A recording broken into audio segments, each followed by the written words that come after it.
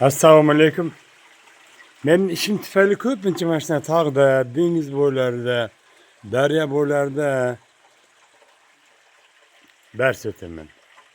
Hozir Bo'stonliqda bitta dachadamiz. Kattagina, albatta bir 20-30 odamlar kelib joylashib dars o'tishga bo'ladigan.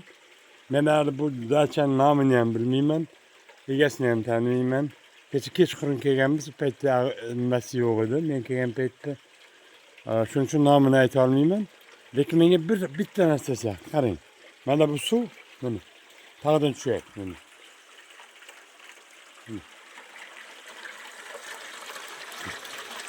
Mana oqib ketyapti, tog'dan tushayotgan suv. Endi qarang, mana hozir bu tomonni ko'rsataman.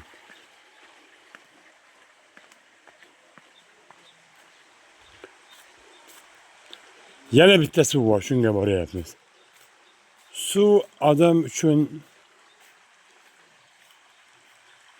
bu yerda endi albatta men bu toqqa odamlar nima uchun olib chiqaman, menga ko'proq mana nafas gimnastikasi degan uchun ko'proq mana shu nafas tomonidan problemasi bor. Bronxial astma, bronxit, allergiya, gipertoniklar shunaqalar keladi.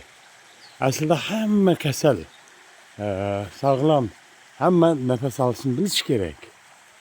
Lekin bizning odamlar shunaqaki, men sog'lomman deydilar, bu nafas gimnastikalarga unchalik e'tibor bermaydi. Endi mana qarang, bugun hozir men mana bu suv haqida gapirmoqchiman. Mana suv tog'dan oqib tushyapti. Qancha toshlarga urilgan. Mana ko'ryapsizmi? Boqing. Qo'lmayapti. Mana bu canlı su, canlı.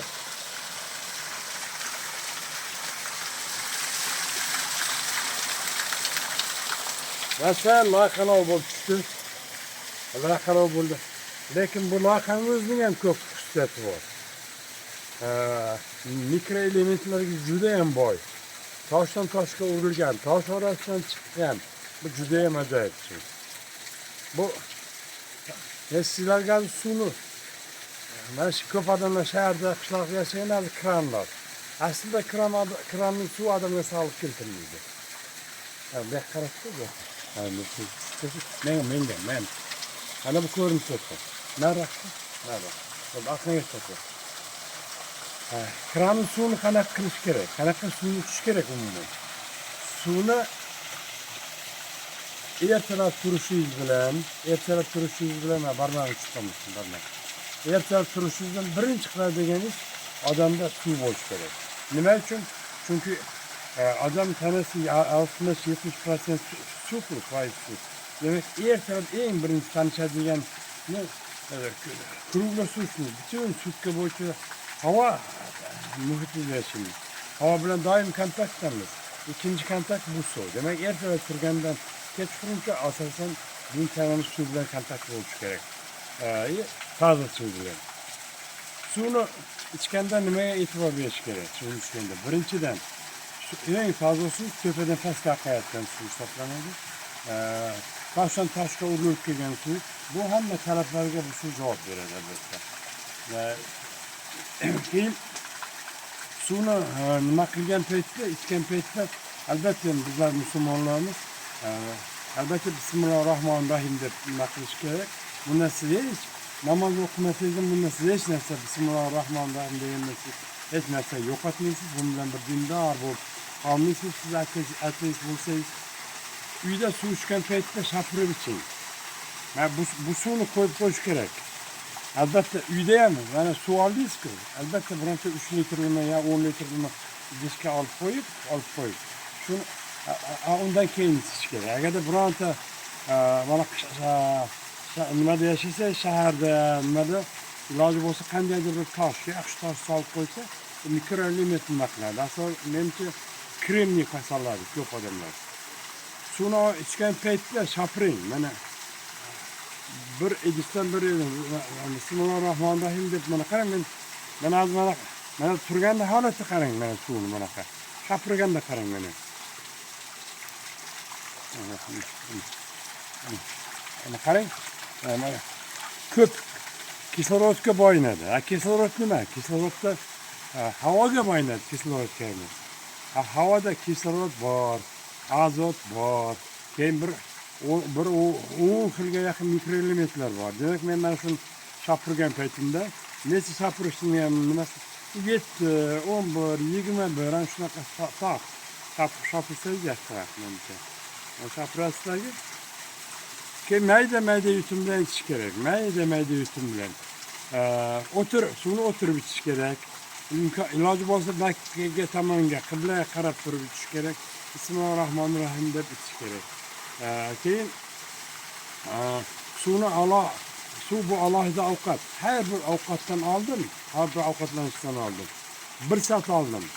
Mana suv har xil issiq suv bor, sovuq suv bor, qaynatilgan suv bor.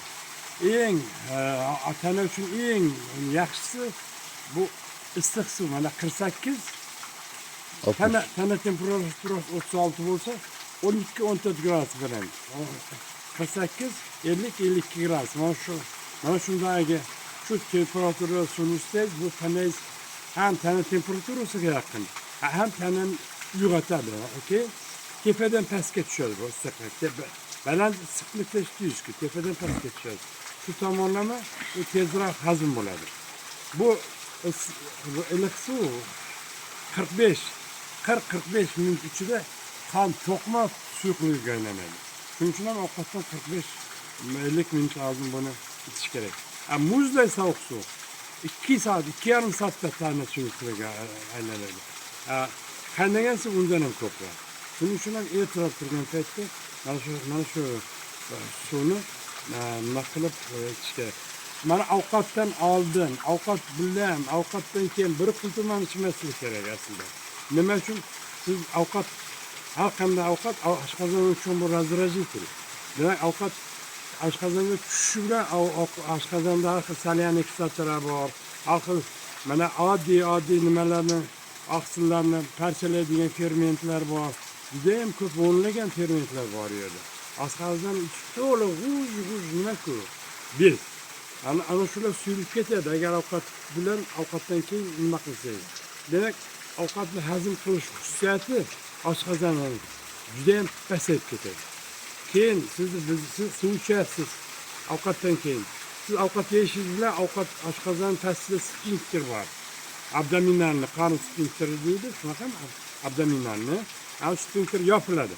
Siz ovqat yedingiz, tepadan suv ichdingiz. Ovqat bilan suv aralashib bechora oshqozon bu ovqatni hazm qilish vazifasi. U suvli muhitga tushib qoldi. Shuning uchun masalan 1 soat hazm bo'ladigan ovqat bir 15-20 minut keyinroq hazm bo'lib, chala hazm bo'lib, u ingichka ichakka o'tadi. Ingich oshqozonda kislotniy sirida bo'lsa, ingichka ichakda tushayo'q. Oshqozon bajargan ishni bu ingichka bajara olmaydi. Shuning uchun ham men sizlardan iltimos, bu juda ham muhim gap aslida. Juda ham qo'pol, hatto bu ovqatdan oldin, ovqatdan keyin suyuqlik ichish. Ko'pchilik men sog'lomman, sog'lomligingizni saqlang. Men qancha kasallar bilan ishlayman, ular shu sog'lik paytigacha urovniga yeta olmaydi baribir har qancha. Qandaydir bir joyi kemtik bo'lib qoladi. Kasal odam butunlay tuzilgandan keyin. Endi qissadan sana mana men azmat cho'qindilar paydo bo'ldi. Uyda ham xuddi shunaqa qiling. Oldin suvni qo'yib qo'ying. Toshkent suvi juda ham toza saqlanadi. Lekin mana dunyo bo'yicha 6-o'rinda turgan tozalik bo'yicha. Lekin keyingi paytlarda ko'ryapsizlar, qanday butun tabiatda qanaqa qazish, chuqur qazish, har xil nimalar, havoni qanaqa nima iflos bo'lib ketdi. Shuning uchun ham albatta qo'yib ichishdan oldin shofir keyin iching. Qaynatib sovigan suvni ichmang. U jonsiz. Mana bu suv, mana shu temperaturada juda ham zo'r. To'g'ri, ko'pchilikni sovuq bo'lishi mumkin. Tomoqni sovuqqa chiniqtirish kerak. Har kuni oz-ozdan suvni sovutib borsangiz, bemalol 0 gradusgacha suvni bemalol ichishingiz mumkin. Endi albatta bu sizlarga uni taklif qilayotganman, lekin aslida shu mumkin. Mayli, nasib qilgan ekan men mana shu suvni maza qilib ichaman. Menga ishonmang, siz sal manaqa laqa ta'mi bor. Lekin men bana hal to'liq cho'kkan yo'q, keyin u yoqda zo'r cho'kadigan bo'ladi. Nimani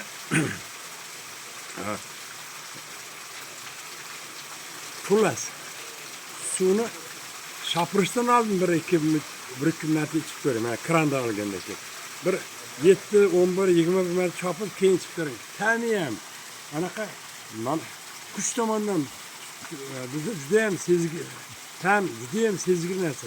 Qarang, bu shu suvdagi ta'm uni biron apparat tekshira olmaydi. Bironta bir hech qachon bu ta'm nima ekanligini, qanday paydo bo'lishi, bu ta'm aniq tana emas. Tanadan manaqa tashqari desa ham bo'ladi. U material narsa emas desa ham bo'ladi. Bu ta'm o'lchovchi bizda tanada bu nima?